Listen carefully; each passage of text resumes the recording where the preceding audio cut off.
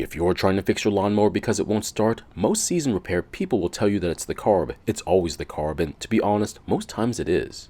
But unfortunately, they may have been lying to you because, as you're about to see, this repair took a different route. So if you need to get your mower working again, you might want to check out what happened to this mower because I don't think it was the carb. In today's video, we're going to be looking at this very orangey lawnmower, and the problem is that it won't start. This is of course a very common problem with them, especially during spring once you get them out to do your first cut of the season. And the reason is pretty simple. Most consumers aren't aware of the problems that come along with poor storage practices, which leads to this problem. There are of course other ways to get to this point, such as the use of the wrong type of fuel, but we are jumping ahead in the diagnosis.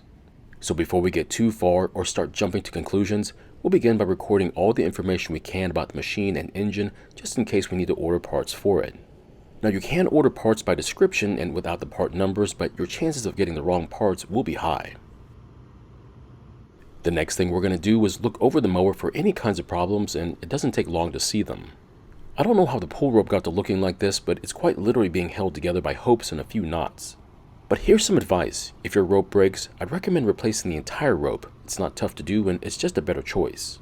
The next problem we come across is that the brake handle is stuck, which means the cable or the lever it's connected to is stuck. Of course, with it stuck, it means we can't start the engine since it also activates the ignition system. However, there is some good news, and that is the self-propel cable is not stuck, which is kind of strange. They're both exposed to the same elements, and yet only one of them developed a problem while the other comes out with no problems whatsoever. But the problems just keep coming, and the next one is the missing air filter and the cover. I don't know why some consumers think that the air filter is optional, but if you do this, you risk damaging the engine. Now to get by the broken cable, we'll just use this rope in place of it. It's not ideal, but it should work for testing. But I will let you know that the cost for a new cable is only $12, which is very affordable in comparison to other cables for other machines. But we still have to wait for it to show up in the mail, which should be tomorrow or the next day. And after checking that our makeshift cable is working, we'll then check on the most important item on this engine, which of course is the oil level and condition. And to no surprise, the level is dangerously low, not to mention it's also quite dirty, which will eventually hurt the engine unless we change it. Next, we're going to prime the engine with some fuel and then try starting it, but because of all those knots in the rope, we'll have to take it out of its guide.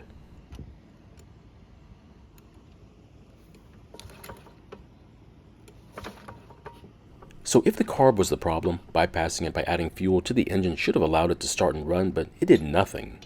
So what it could mean is that we have a spark problem. Either there's no spark or we have a bad spark plug. Of course, that means we need to take out the plug and inspect its condition and see if there's something visibly wrong with it. And at first it looked okay, but if you get closer to it, that's when you see the possible problem with it.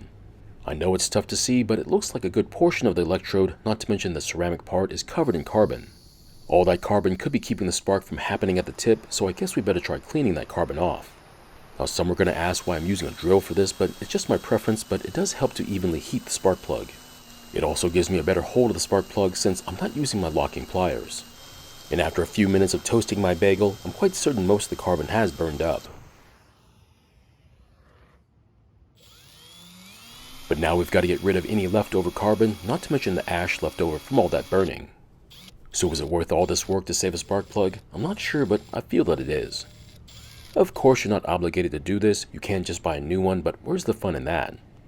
Now, if this doesn't work, I will consider swapping in a known good spark plug to test with, and if that works, we'll then replace it.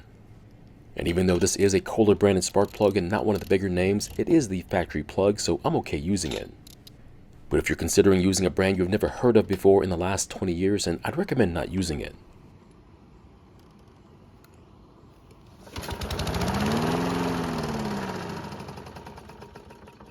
And what do you know, it started and ran for a very short time before stopping, which means the ignition system does work after cleaning the spark plug. That means our starting problem has moved past the ignition system, but now we have to look at the fuel system. But before we do that, I would like to check the underside of the mowing deck and see if there's any problems there. And surprisingly, besides being very clean, we see a brand new blade, which is very interesting. Now we have to wonder how bad the old blade was for them to replace it, and also if they might have damaged it by hitting something too. But because the engine didn't show any of the usual signs for a blade strike, I don't think we have to worry about that. But what we do have to worry about are those idler pulleys for the belt, since they have a tendency to lock up from time to time. And it's a good thing we did because it turns out one of the pulleys is showing some trouble, so we'll have to look at them later on. If you've never watched one of my videos on one of these all-wheel drive mowers that are this color, I find that the idler pulleys to be their major weak points on them.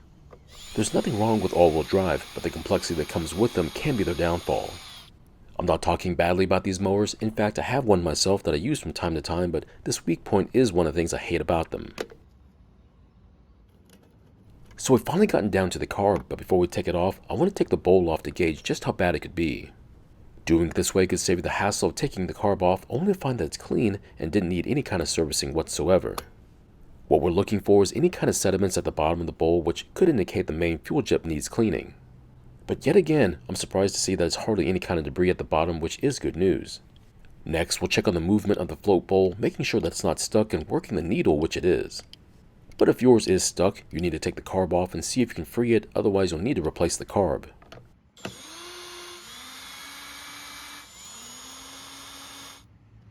Now I know some of you might think that I'm a bit of an engine snob, and it's okay if you do. But in my defense, I like good quality engines that aren't designed to fail and built to last with minimal maintenance. But on this engine, I find its overall design to be a bit lacking. However, it's still better than a lot of the other engines out there. The part that I don't like the most is the design of the choke and its bypass system. It looks simple, and that's what I thought decades ago when I first saw one of these, but if you don't know what to do, it can bite you in the end. It mainly has to do with how the linkage connects to the levers on top of the carb, but I will say the system does work quite well. Now, if you noticed how long the fuel line is, this would be one of those engines that could take a conventional fuel filter for that added insurance against debris getting into the carb. However, there should already be a fine mesh screen built into the system, but a bit of extra filtering never hurts. Now, because the bowl was fairly clean, I wasn't planning on taking off the carb, but I took it off anyways because it makes it easier to demonstrate the cleaning process. But just imagine the carb is still mounted to the engine and trying to clean it the way I'm showing it. So what you're looking at is the main fuel jet, and we need to make sure that fuel can pass through it, and to do that we'll pass a thin wire through it. Just make sure to pass it through from different angles to ensure it's as clear as possible. But to get the last bit of debris out of it, we'll then hit it with some carb cleaner, but compressed air will work too. To be honest, if you're not sure what to clean, then just clean every opening you can find and follow that with some air and you should be good.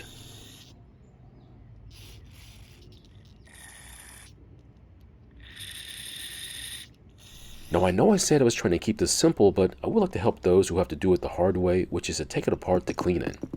And after getting the main fuel jet out, we need to get the emulsion tube out as well, but you might have to use some persuasion. But all you have to do is reach into the air inlet and press down on the visible part of it. Now most times when you do that, it should just fall right out, but you might have to tap on the carb too. Now at this point, I think you already know the plan, and that is we need to make sure all these tiny openings are clean and clear. And once we're happy with how clear the openings are, we'll then start to put the carb back together. Now you don't need to clean the brass to the point of being shiny, it's all about those tiny openings. And speaking of openings, I almost forgot to spray carb cleaner through the jet as well, but to be honest, that wire did a great job of cleaning it. Just keep in mind that we're trying to clear the jet of any buildup, we're not trying to make the opening any bigger. But as you can see from this image, only using the wire is not enough to clear the jet, and the cleaner was definitely needed to finish it off. Now cleaning the carb is not tough to do, but it does require you to do a thorough job, and if you're not able to do that, then just get a new carb instead. Now I will admit this, but you get what you pay for, so if you buy a factory carb, you're going to pay a lot of money for it. But if you buy a cheaper aftermarket carb, you're going to notice a drop in the quality from the factory one. And unfortunately, you do run the risk of getting a bad carb, and it's even happened to me before, but I think it's well worth the risk. You're also going to notice that the outside of the carb is still a bit dirty, and that's just fine, just so long as the dirt doesn't get inside the carb. So here comes the hard part, and that is putting things back onto the engine. But how could this be the hard part? Didn't we just do the hard stuff, and shouldn't this be the easy part? That's what I used to think until I realized that putting items back on need to go on a certain way, but it's really easy to put them on the wrong way. Now the main part I'm talking about is the linkage for the bypass, but this version of it is the revised part, so you're not as likely to get it wrong. But in the previous version, it was not easy to figure out, and a lot of people put it on the wrong way, including me. So that was a long time ago, and it was before I started to take this hobby seriously, but now that I film most of my repairs, it's a lot easier to overcome problems like this.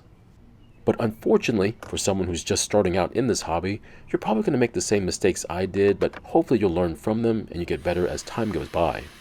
So we're almost done putting this mower back together. However, we do have one tiny problem, and that is parts. This size air filter is not very common, so I don't carry this one in stock. What that means is that once we do our testing, we'll have to do it without the air filter, but we'll definitely replace it once it shows up in the mail. Also, don't forget to reconnect the emissions hose to the air box, especially if you're going to mow with it. Otherwise, dirt and grass will make its way into the engine and damage it. And if all possible, make sure to use ethanol-free gasoline in your equipment, otherwise try using a fuel additive to help out.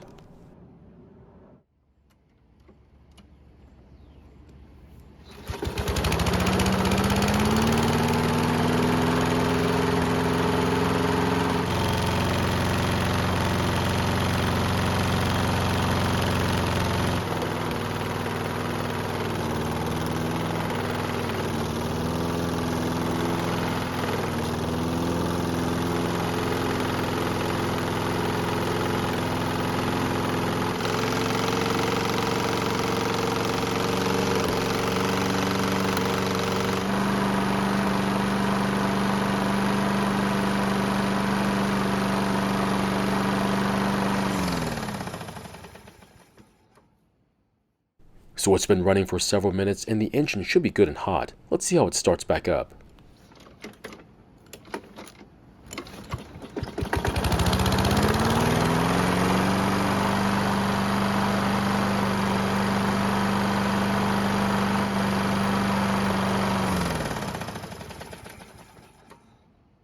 Well, that could have gone better. The engine sounds a bit rough and it took several pulls to start, but at least it starts and runs now. The reason why it's taking so many pulls to start is most likely due to it needing a valve adjustment. But because this engine was ran low on oil for who knows how long, it's now a lot noisier than it should be. So it never fails that someone's going to ask me if they can put heavier oil in it to try and make it quieter, and the answer is, I'm not sure it's going to help, but you're welcome to try.